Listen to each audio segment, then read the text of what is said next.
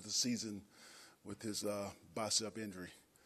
So Feeney would definitely step up into that spot, and we'll keep it moving. Obviously, a big loss for you guys. What do you lose from him on the field? Well, you lose. He was one of our captains. You know, you're going to lose some leadership there, and in that offensive line room, you know, he was like another coach in that room, especially for the young players. So, yeah, he had a lot of good intangibles. It wasn't just what he did on the field. So we're definitely going to miss Matt. Does he have surgery scheduled to repair yet? I'm not sure. I know there will be a surgery. I'm just not sure when. Confidence level in Dan? A lot of confidence in Dan. You know, Dan's been growing like a weed, and he's ready. We knew that if something happened, that he could step in and fill that role. You mentioned the leadership piece. Are you hopeful that he sticks around while he's on IR to kind of help out a little bit and mentor? Yes, it depends on where he rehabs and things like that, but I love to have him here in the building and still helping with the young guys. Is that a tear? You know, I'm not a doctor. I haven't seen the MRIs. I don't know. I just know that it was bad enough that he's going to be gone for the season. You guys have been rotating Feeney in over the last few weeks. What have you seen him do well in those stretches? Can he give you guys some different things offensively? We knew that in the run game, he could do some things differently, you know, with his speed and athletic ability. But he's gotten better in the pass protection game. And that's what I saw yesterday. I saw him most improve in pass protection. Is Feeney going to play on the left side, or do you want to experiment with him Wiggins and see which guy? I think we'll just start Feeney on the left side for right now. Are you going to make another move to bring in another offensive lineman? Yes, we are. We're in the process of looking at some guys now. Not sure who, but we have to get a couple guys in. Is Max a possibility? I think he's cleared, but I'm not sure yet. We need to go down our board and talk through some things. Coach, anything different stand out after watching the game back yesterday that you didn't notice? You know, it's like I said last night. I felt like it was a team win, and watching the game just kind of confirmed that. All three phases stepped up, made plays when they had to. You know, I thought special teams made the big play on the punt return. They did a good job in coverage as well. The defense stepped up and stopped the run. You know we can rush the passer, but we stopped the run, which was very important for our football team. Offensively was inconsistent, but when we had to have a drive, when we needed it, we got it. Did you get a chance to go back and look at the Melvin Ingram play where he got the flag? What are your thoughts on that? It was close. It was very close. I can understand why the official threw the flag. You know, Melvin, he's a violent man, so, you know, it looked more violent than I think it really was, though, to be honest with you. Contact. Like I said, it was really close. Even when you slow it down in slow motion, I can't be 100% sure. What do you think about his target there? No, that's the thing that we have to coach and teach is go at a lower target, and you don't have to worry about the helmet-to-helmet contact. You can't go too low, right? So you can get a penalty. You can't go knee, but you can go waist, between the waist and the neck. Yeah. Coach, you've faced the Patriots a bunch as a coach, both with the Jets and Buffalo. What do you glean from those experiences now, going to face them as a head coach? Well, that team is well coached. That team is led by Tom Brady. You have to go through that team. That team's not going to give you anything. You know, they are a tough team. You know, I think they proved that to the world last year. Down 28-3 in the Super Bowl in the third quarter and came back and won it. So you have to go in there and you have to take the fight to them and you have to take the game because they're not going to make plays to beat themselves. You know, they're very disciplined. They execute, and we're going to have to execute better. You know, we're going to have to bring our A game to beat this team. No doubt about it. Is it tough going in there as a team that doesn't go in there once a year where you kind of know what the expectations are?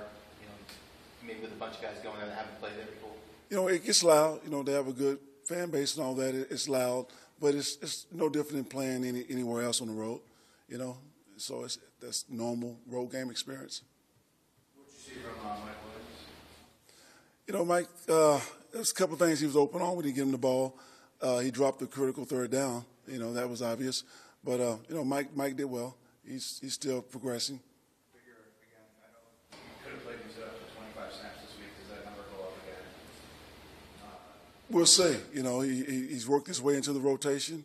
And as he continued to learn the offense and continue to get better in his route running, we'll see.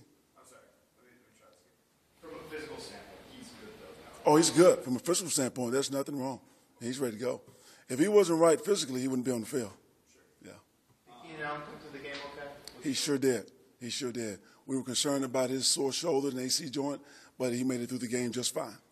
What went into the decision with Brandon being inactive last week, and what have you seen in these couple weeks with Austin as kind of the number 2 complementary? Austin's kind of the number 2 complimentary guy, but Andre Williams has stepped up on special teams, and that's the biggest difference. When you're 2 and 3, when they're not your starter, they have to have a role on special teams, and Andre has a bigger role on teams.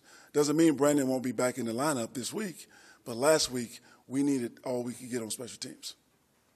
Has Austin jumped in on the running back depth chart? I wouldn't say that. Brandon's a good runner. Austin's a good change of pace guy, still young, still learning a lot of things, but Austin definitely has a role in our offense. So that's going to be kind of a week-to-week thing with all 3 of those guys, depending on what you need? Yes, exactly. When you back, how have you kind of thought that Phil has managed these last few games as far as limiting risks, taking care of the football? Well, I tell you, anytime we have no turnovers and a quarterback rating over 100, I like our chances of winning. The lack of ball movement, big plays, that doesn't concern you as much, but when he's playing with that. Turnovers and that QBR, I like our chances of winning. Anytime it's over 100. How important is it to have a veteran quarterback like Rivers going to play a team like the Patriots on the road in that environment? I think it's very important. He's a lot of experience. He's been there. He's done it. And the younger guys, he can calm them down, get them in the right positions on the field. He definitely can't hurt us. Based on a quarterback like Brady and everything that he's accomplished, what do you need to do to be effective against a quarterback like that? Being in that division for 8 years, you try so many different things. That guy is so good. But I think one of the best ways if you can control the tempo of the game and if you can keep him on the sidelines, by keeping your offense on the field. And we've proven that we can do that. We can eat the clock up and we can play balanced football and move the ball down the field. You talked about some of the veterans from a lot. It seems like there is a line where teams can have this kind of confidence about the way of playing, but still understand that there's a lot of work to be left that has to be done. Has that been a message that's been pretty clear from guys you think? Absolutely.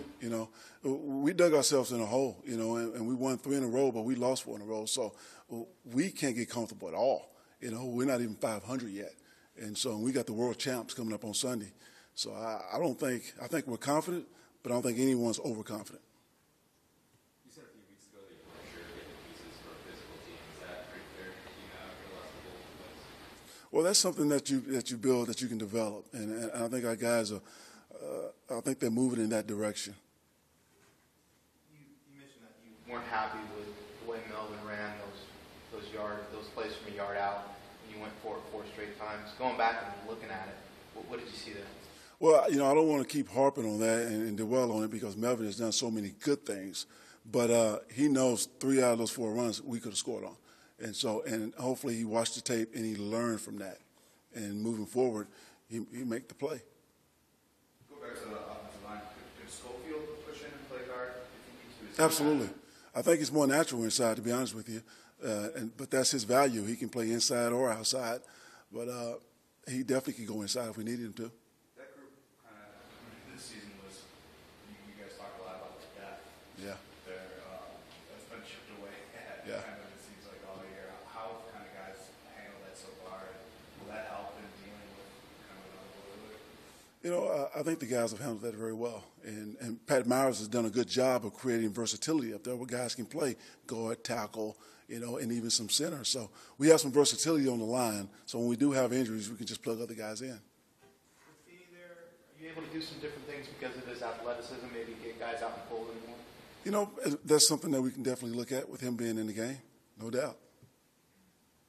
Where is he taking his biggest steps as you guys this summer? Well, like I said, pass protection.